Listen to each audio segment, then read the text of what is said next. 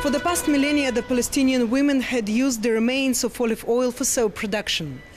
The local soaps of Nablus became famous in the Middle East already in the 17th century. Today, the local manufacturers hope that this excellent olive oil soap will go global. In the 19th century, olive-based villages in Nablus area were fully integrated into the network of urban merchants, and the soap industry went through remarkable expansion.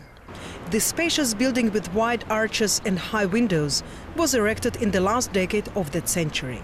Since then, it has been occupied by camel soap factory owned by Shaka family, one of the most influential clans in Nablus area. Nidal Shaka, the general manager, explains why and how the camel was chosen as a symbol and a trademark of the largest soap factory in the city. In the old days, they used to bring the oil on the camels. From the farms of the villagers, they used to bring the oil, put it on the camel and bring it here with the camels used to enter this building here and put the oil inside the deep wells of the factory. So, and the camels used to stay here, and it was the mean of transportation actually in those days. The camels are long gone by now, but the technology of soap production essentially didn't change much since 19th century.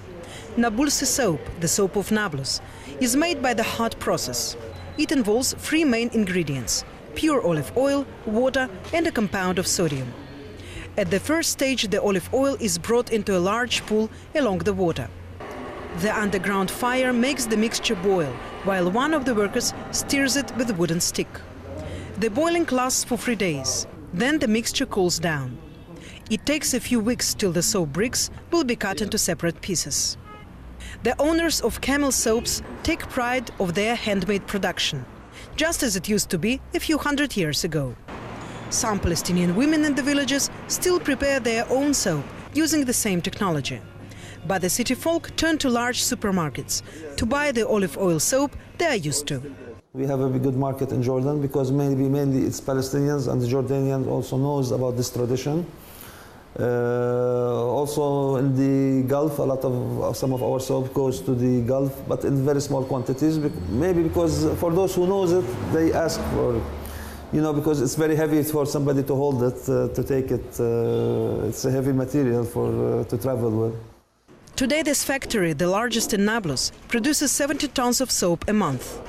Nidal Shaka hopes that camel soaps will be able to enter the global markets, since the virtues of olive oil are now widely known and there is high interest in olive oil products.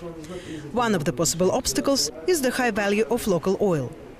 There are less olive groves than before, the local farmers say, due to urban expansion and land conflicts. Today, at least some of the oil used for soap production is imported from Italy. Since ancient times, the olive tree was considered to be a symbol of prosperity and a source of life. If these olive groves will keep on shrinking, quite a few local industries, including these of soap production, will suffer a serious blow. For JN1, this is Ksenia Svetlova, Nablus, West Bank.